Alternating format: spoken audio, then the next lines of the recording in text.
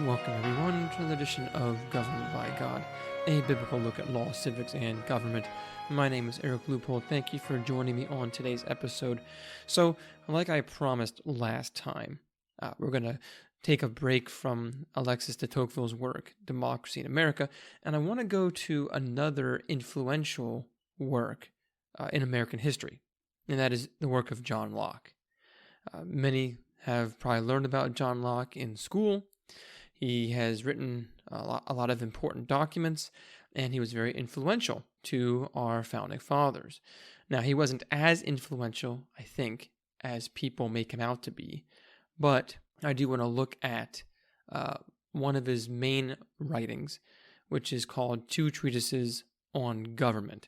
But before I do that, I want to cover a passage of the day. Now, this passage is related because we're going to talk about the difference between covenants and contracts, okay? Because this is going to be key in understanding John Locke's perspective on government. So with that, let's begin. I have a couple passages. I really just want to focus on the concept of covenant. So I'm just going to give the first passage is Isaiah chapter 24, verses 1 through 6.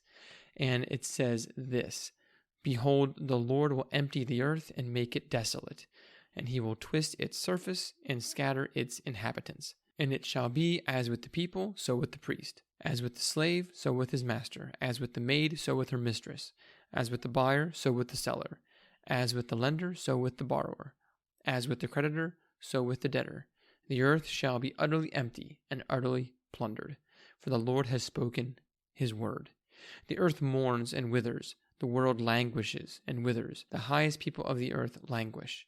The earth lies defiled under its inhabitants, for they have transgressed the laws, violated the statutes, broken the everlasting covenant."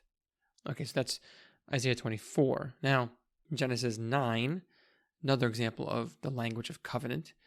I want to read just very briefly the section between God and Noah and their covenant. Verse 8, "Then God said to Noah and to his sons with him, Behold, I establish my covenant with you and your offspring after you, and with every living creature that is with you, the birds, the livestock, and every beast of the earth with you, as many as came out of the ark. It is for every beast of the earth. I establish my covenant with you. Then never again shall all flesh be cut off by the waters of the flood, and never again shall there be a flood to destroy the earth. And God said, This is the sign of the covenant that I make between me and you and every living creature that is with you for all future generations. I have set my bow in the cloud, and it shall be a sign of the covenant between me and the earth." So we see here in both of those passages the concept of covenant. Now in the Isaiah passage, we see this is judgment upon the whole earth, not just the people of Israel. And it's because what God says is they, the people, have broken the everlasting covenant. So there's an everlasting covenant. And the book of Hosea refers to this as the covenant like Adam had. Okay, so like Adam, they broke the covenant. So it's this violation of the covenant relationship between God and mankind, where humans are supposed to be stewards under God over the earth. And now in Genesis chapter 9, we see after the flood, after Adam had broken the covenant and things had gotten particularly bad, God judged the world, destroyed it, and then reestablished a variation of the covenant with Adam, this time with Noah. A few changes had been made. But the point is that this covenant is not only with Noah and his sons, just the people who are there, but it's for all future generations. And this is just two very brief examples of covenant in Scripture. But the whole point of covenant is that two parties can covenant together, and those who come afterward are bound to the covenant even though they weren't there. Okay?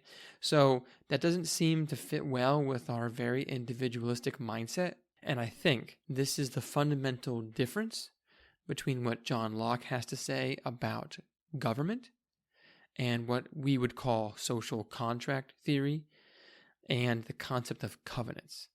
So you have covenants, you have contracts, and then you have consent. And John Locke, in his writing, is going to talk about this. Now, that's all I really wanted to say as far as those passages. But in general, a covenant is a promise between two or more parties. It's usually based on an already existing relationship. It's associated with some kind of sign or seal, and it is meant to be in perpetuity, basically forever, until both parties agree to change the terms of the covenant or someone violates the covenant. And then the person who didn't violate the covenant has grounds against the person who violated it and can establish a change or an update to the covenant. But this is different than a contract. So a contract is temporary in nature. It does not presume a relationship, an already existing relationship, and it is not meant to be in perpetuity, okay? So when you go to the store and you purchase something, you are entering into a contract because you are buying something, and the seller is basically saying this product is what you want it to be. You buy 5 pounds of flour, that's what you pull off the shelf. So when you give money to the seller, in return, the seller gives you 5 pounds of flour. And if that wasn't flour, or if it was 4 pounds, or if you didn't pay the full price, a contract has been violated. But there's no covenant there. There's no long-term relationship there. But when it comes to covenants, it's a little different. So in a marriage covenant, for example, that is not a contract. You don't just enter into marriage, and that if the other side doesn't fulfill their end of the bargain, then the contract is void, and this can be completely discarded. That's not the case. A covenant is meant to be in perpetuity, and it's based on an already existing relationship with promises given by both sides and curses received upon those who violate it. Okay, so now with that in mind, let us now take a look at what John Locke had to say in his writing on 2 treatises of government. Now, John Locke was basically what we would say an Enlightenment philosopher, lived in the second half of the 1600s, so that's the 17th century.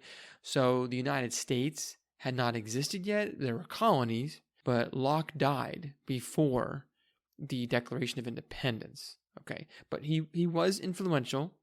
I would say not the most influential, but he was influential in our founding as a country.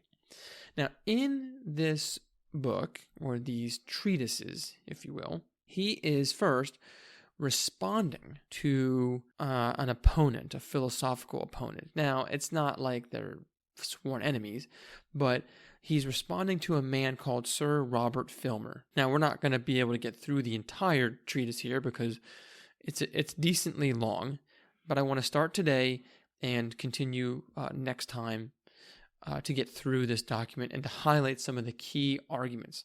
But in his response to Sir Robert Filmer, Sir Robert is arguing in his own work for what's called the divine right of kings. So previously, Sir Robert said that all government is absolute monarchy and that no one is born free. Now, he makes this argument off of the history of Adam and Eve. Adam is the first, essentially, king over the world, and so therefore, since monarchy or absolute monarchy was kind of the founding system of government, that's the way things are supposed to be from now on. And so, Adam had absolute authority, and therefore kings today have absolute authority over their subjects. And essentially, from Sir Robert's perspective, a perfect kingdom is a place where the king rules absolutely. He is the law, essentially. So that is what Sir Robert was arguing for. Now, John Locke was countering that in the first treatise on government. He basically is just arguing against Sir Robert. And he's pointing out that Adam had been given dominion by God, so he was under God's authority, and he did not have absolute authority over his children. Okay? And in fact, John Locke, despite what people think, he was not an atheist.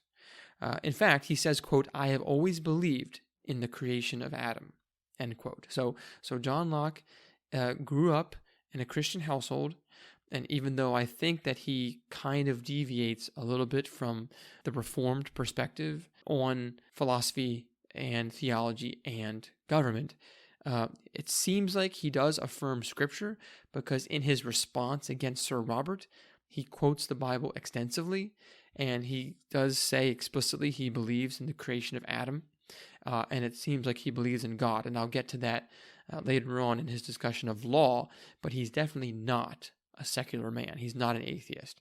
Okay, but he argues that fathers don't have absolute power over their children, so they can't just kill them. All right, so right there is an argument against Sir Robert, saying that kings have absolute authority.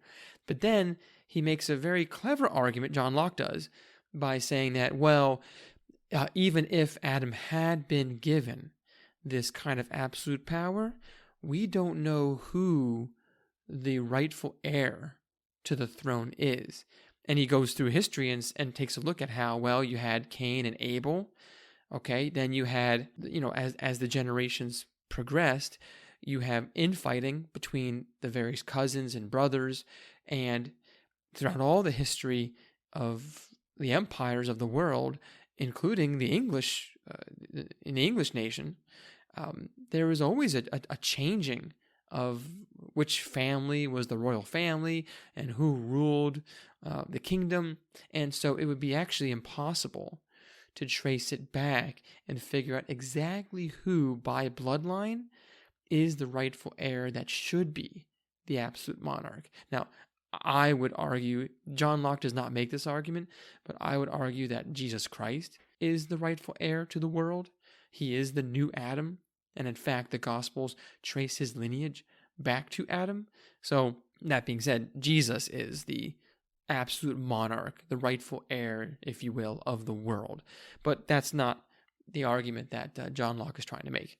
Now, after he kind of refutes Sir Robert in his first treatise, he goes to the second treatise of government, which is really just from a very, a starting from scratch perspective. What would government look like? What should civil government look like? And I'm not going to read the entire thing. I'm going to pull out some of the quotes. But essentially, he starts off saying that political power is the right to make laws with penalties and to serve the public good. So really to preserve property and to defend the commonwealth, all for the public good. But it basically comes down to making laws with penalties. Who has the power to coerce others or to use force against others? Now, Locke would say that humans started out in what he would call a state of nature. Here's what he says about that. He says it is, quote, "a state of perfect freedom to order their actions and dispose of their possessions and persons as they think fit within the bounds of the law of nature, without asking leave or depending upon the will of any other man," end quote. So essentially, a state of nature is one where everyone is basically obeying the laws of nature, and they're free to do whatever they want within those boundaries, and they don't have to ask permission from anyone. So in some sense, it's everyone is a law to themselves, but John Locke wouldn't say that. He would say, you're not really a law to yourself, you are under the law of nature, and he's going to later on talk about the law of nature and the law of God being kind of equivalent, but that's the state of nature, where basically you're free to do whatever you're supposed to do and not have to talk to anybody and ask for permission. That's basically the state of nature. And he makes it very clear this is not a state of license where essentially you can do whatever you want. He even says that. He says, quote, "But though this be a state of liberty, yet it is not a state of license. Though man in that state have an uncontrollable liberty to dispose of his person or possessions, yet he has not liberty to destroy himself." Okay, so he can't kill himself. All right, he doesn't have the freedom to do that. Okay, so he's not talking about doing whatever you want. All right, and in this state of nature, where the law of nature exist over all of mankind, nobody should be hurting anybody else. Okay?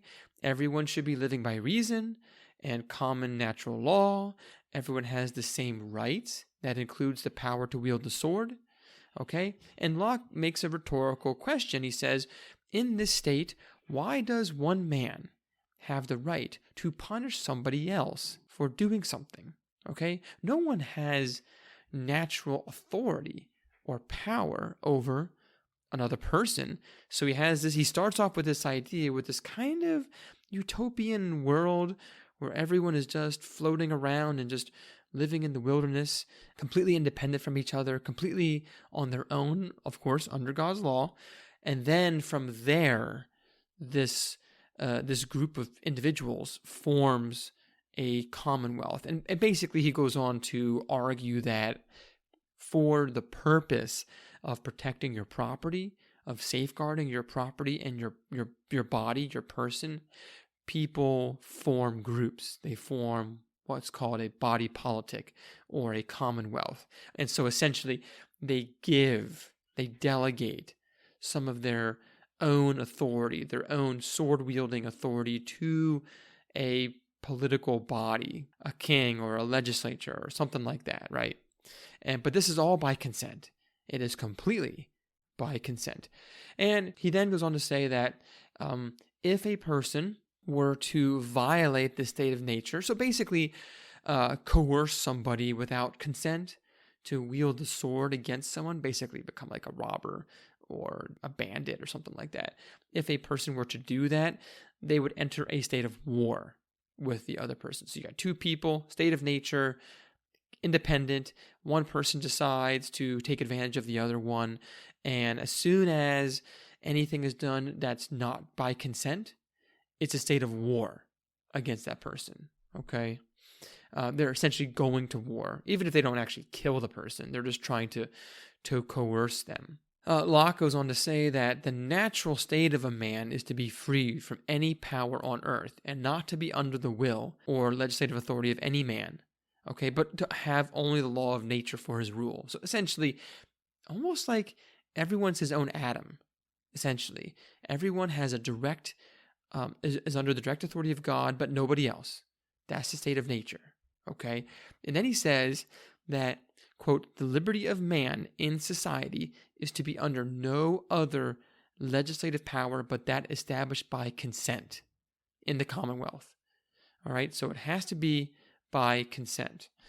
All right, well, that sounds good, but then the question comes up, and this is what Locke actually will then address in his writing, the issue of parents and children. And I do think that this is where Locke is the weakest in his arguments, trying to figure out this issue of family government. All right? Now, he admits in his own book that children are not born in this state of nature. They don't have it. Okay? They can't. They physically, mentally cannot live under the state of nature. So, okay, well, then parents are under obligation. Now, where does this obligation come from? Locke says it comes from the law of nature. So under the law of nature, parents are obligated to provide for their children so that the children can one day individually become under the law of nature. All right? And so essentially, God gave children to the care of parents for the good of the children. Now, I would agree with that. But Locke would make it clear that the point is to get children to a place where they can live as if under a state of nature, a state of liberty. And Locke reiterates that, quote, freedom is not a liberty for every man to do what he wants, but a liberty to use his person, actions, property within the allowance of the laws of nature, end quote. So again, he's not saying do whatever you want.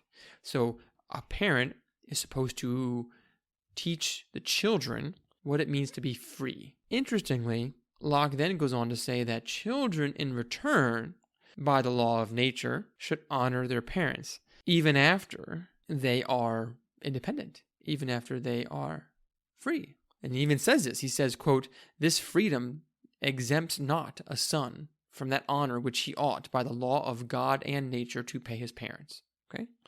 So Locke is now, and he oftentimes does this, he pairs law of nature and law of God together. Now, I would think it seems like he differentiates them, that they're not the same, but they're very much related, or at least they wouldn't contradict, is what he seems to indicate.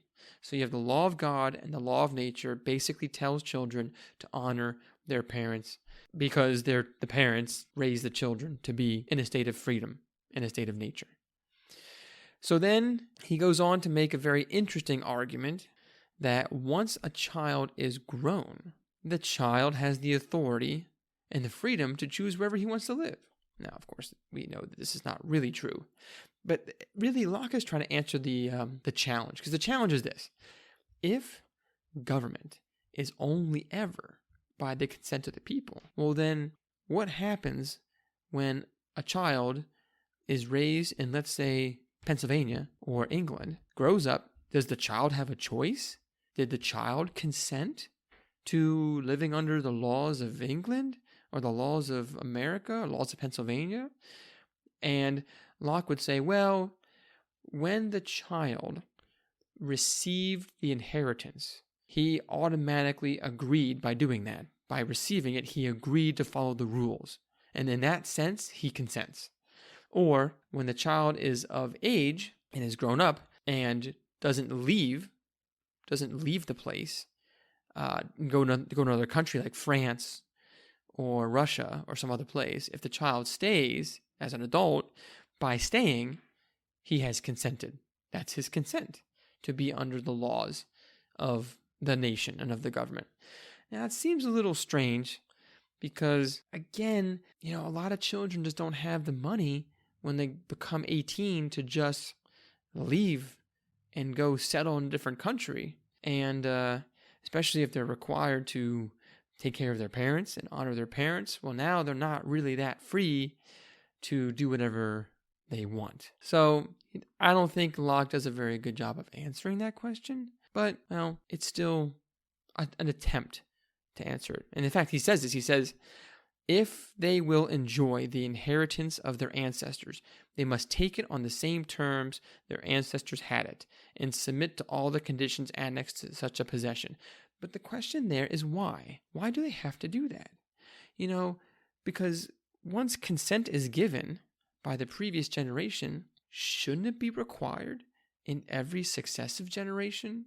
Why should we assume that the consent continues in perpetuity unless someone says anything bad about it? Because here is what ends up happening. Different kinds of consent. So what Locke would say is when everyone was in a state of nature, everyone kind of just got together and by positive consent, by multiple people deciding to make a government, they positively consented to form a body politic, to give and delegate some of their authority to this group, and to submit to that group's rules. Okay, that sounds great. But here's the problem. The future generations don't get to do that. And this is true. They don't get to decide whether to make a positive consent to be under that government.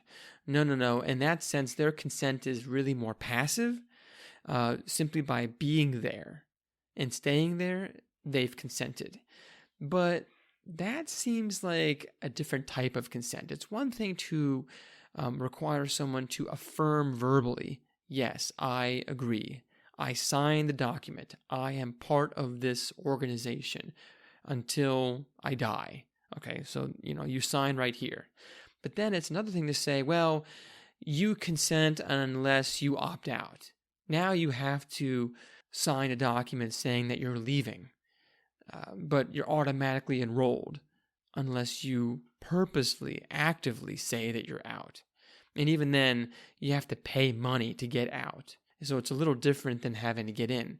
And the problem is that Locke does not deal with that difference of consent, because consent is a very broad term and it's not easy to define. And I think we're seeing that honestly, in the realm of sexual behavior in our culture, just everything's about consent. But then the question is, well, what does consent look like? Do two people have to sign a written document in order to, sleep together, and then they have consented? Well, does that document last for 5 minutes, or can the person opt out after 30 minutes when things aren't going the way that they wanted, or it's not as enjoyable as they thought it would be? And then, okay, now the contract is void, and if you had any kind of drink, like alcohol, even just a sip, the consent is over and you can't consent.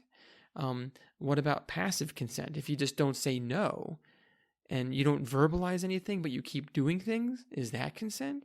Or do you have to say verbally yes at every step of the way for it to be consent? And that is the problem with a system of government or a system of marriage/sexual behavior that is grounded only upon consent and not upon the concept of covenant. And so I want to stop there today because I want to get into the rest of this particular treatise from John Locke, where he does talk more about consent and the concept of majority vote, which I think is also problematic. Again, where's the written rule that says majority is allowed to speak on behalf of the minority? Where is that written?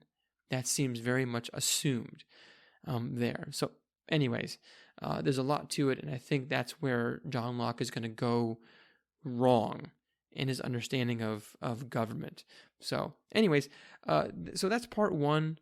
I'm not sure, maybe of two or maybe of three regarding John Locke and the concept of government. But again, I hope that you would find this to be useful, and I would encourage you, if you have time, read through his treatises. And if anyone tells you that John Locke is just a secular atheist, you'd be quite surprised at how much he quotes scripture, particularly in his refutation of Sir Robert. So anyways, if you have any questions or comments or other topics you would like me to address, please email me at thegbgpodcast@gmail.com or go to Twitter, Facebook, Instagram, look for Governed by God and message me there. And of course, please share this show with a friend. And if you are interested in supporting the show, you can go to patreon.com, look for Governed by God, and sign up to be a patron. Would greatly appreciate it, as it keeps the lights on and allows this podcast to go out to more folks. So thank you for tuning in, and until next time, take care and God bless.